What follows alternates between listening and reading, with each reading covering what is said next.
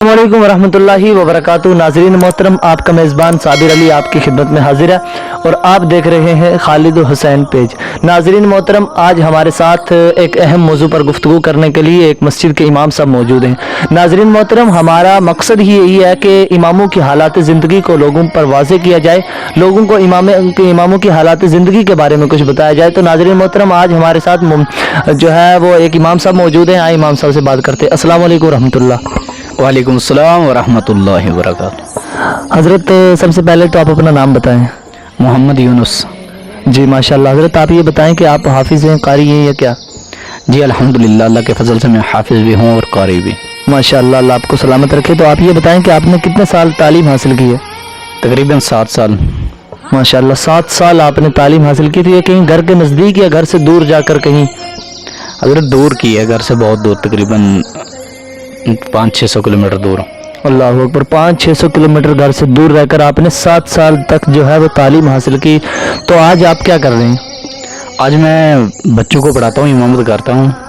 माशाल्लाह। आप ये बताएं कि 7 साल घर से दूर रहने के बाद, तालीम हासिल करने के बाद, आज आपकी तनख्वाह कितनी है?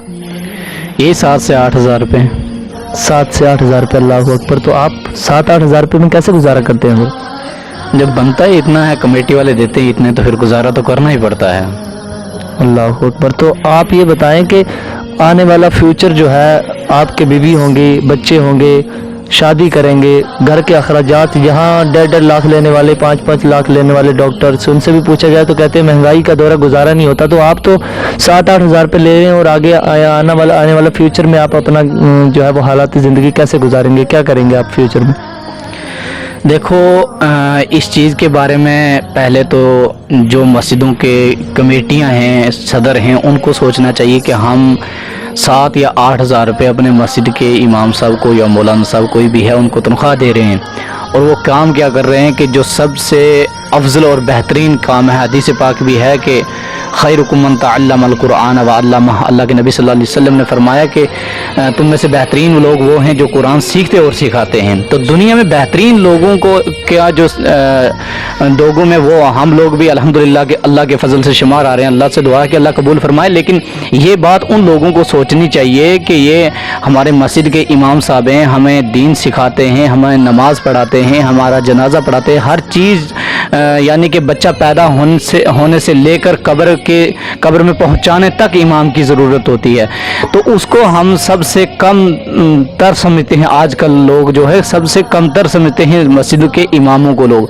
और दूसरी बात ये कि उनको ये देखना चाहिए कि 8 हज़ार रुपये में आज के दौर में क्या बनता है, क्योंकि आज से 10 साल या 15 साल पहले 7-8 हज़ार या 5 हज़ार जो तनख्वाहें थी, आज भी वही 10 साल के बाद भी वही तनख्वाह है जो कि 10 साल पहले जो 1 रुपये में जो चीज़ मिलती थी, आज वो है 15 या 20 रुपये में वो चीज़ मिल रही है। तो उस हिसाब से अगर इमामों की तनख्वाह देखी जाए तो 8 हज़ार में किस तरीके से गुजारा करते हैं वो अल्लाह ही जाने या फिर वो जानते हैं। तो वो फिर कमेटी वालों को सोचना चाहिए, सदर को सोचना चाहिए, क्योंकि इन्होंने भी आगे जाके हिसाब किताब देना है।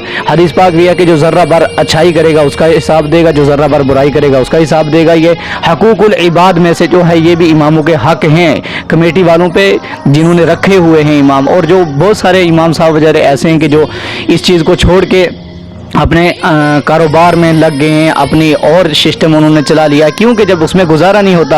अब आने वाले वक्त में ऐसा ना हो कि हमें कहीं इमाम साहब मिले ही ना, मौलवी मिले ही ना। बहुत सारे लोग पढ़ते नहीं यार, क्यों नहीं पढ़ते यार?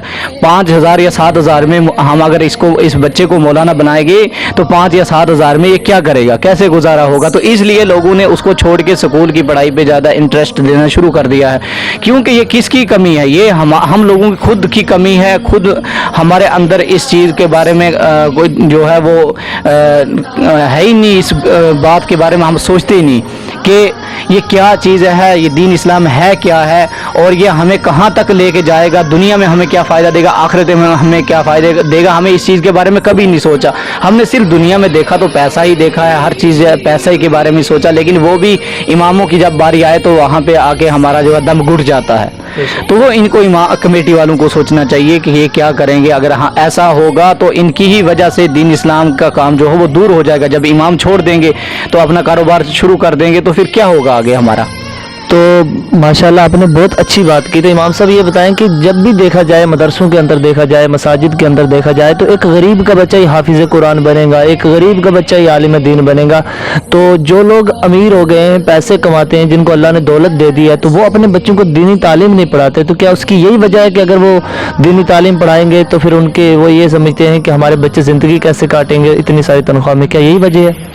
बिल्कुल यही वजह है, ख़ास वजह यही है, क्योंकि वो लोग ये सोचते हैं कि खुद उन्होंने इमामों को जलील करके रखा हुआ है। इसी वजह से जलील है कि वो इमाम को कम ज़र्फ मतलब कम तर समझते हैं कि इमाम जो है वो हमसे ऊपर ना हो जाए। अगर कोई इमाम साहब इमामत के साथ साथ में कोई अपना कारोबार शुरू कर ले तो लोग उसको मतलब बहुत घटिया नज़र से देखना शुरू कर देते हैं कि ये इमाम साहब है, इनको ये काम नहीं जचता, इनको ये नहीं करना चाहिए, वो नहीं करना चाहिए। अबे उसका कारोबार है, अगर तुम लोग तनख्वाह भी उतनी दे रहे हो, वो अपना कारोबार नहीं करेगा, सिस्टम नहीं चलाएगा, तो उसका क्या बनेगा आगे, हैं?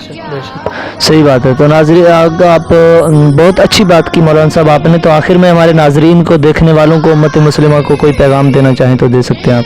बस हमारा यही पैगाम है कि जो मस्जिदों की कमेटी हैं, जो सदर हैं और जो हमारी आवाम है, तो उनको ये सोचना चाहिए कि हम अगर हमारा इमाम हैं, हमने इमाम रखे हैं मस्जिदों में, तो उनका ख्याल रखना भी हमारे ऊपर ज़रूरी है। आज के दौर में तो फ़र्ज़ है, ये समझ लें, ठीक है? क्योंकि जब हम उनका ख्याल नहीं रखेंगे तो हमारा क्या बनेगा भाई? हम वो छोड़ देंगे, जब हम इमाम को देखेंगे नहीं, उसकी ज़रूरियात को नहीं देखेंगे, ये क्या कर रहा है, बीवी बीमार है, बच्चे बीमार हैं, पैसे हम 7-8 हज़ार रुपये दे रहे हैं, वो तो खाने पीने पे खर्च हो जाते हैं, तो वो कहाँ से कर्ज उठा के उनको दवाई दिलवाएगा? और भी अखराजात होते हैं बहुत सारे। अगर बंदा यहाँ से कहीं थोड़ी देर के लिए कहीं मसरूफ मतलब सफ़र में ही जाए तो 7-8 हज़ार रुपये तो वहाँ पे खर्च हो जाते हैं। तो फिर उसमें उनको सोचना चाहिए कि अगर हम ऐसा कर रहे हैं तो ये हमें ऐसा करना सही नहीं है आज के दौर में, क्योंकि ये महंगाई है, महंगाई का ज़माना है। कम से कम इमामों की तनख्वाह 18 से 20 हज़ार तक कम से कम आज के दौर में होनी चाहिए, क्योंकि जो पढ़ाई इधर ही रह जानी है, जो नौकरी इधर ही रह जानी है, उसके लिए हम इतनी मेहनत करते हैं, इतनी मुशक्क़त करते हैं, इतना पैसा बहा देते हैं कि फिर भी आखिर में उसका नतीजा सही हो या गलत हो वो भी पता नहीं होता।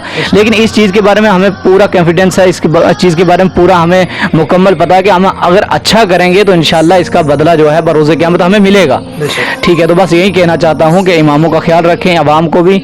अगर हम अपनी आखिरत को सुधारना चाहते हैं तो अपने आप का भी ख्याल रखें, दीन इस्लाम की तरफ आएँ, क्योंकि ये चीज़ जो है हमसे दूर हो रही है।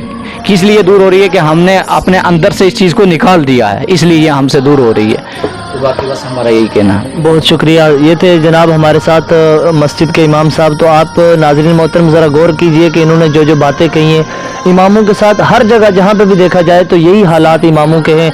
यानी कि जहाँ पे हमारे बच्चे 250-250 रुपये की आइसक्रीम खा जाते हैं, मैकडोनल्ड पे बर्गर्स खा जाते हैं, और जो है 500-500 रुपये, 1000-1000 रुपये उनकी एक एक ख्वाहिश का खर्चा आ जाता है। वहीं इमाम साहब की फ़ीस महीने की 100 रुपये, 200 रुपये। तो आप दीन को इतना जलील मत समझे, खुदा के लिए अपनी हालात पे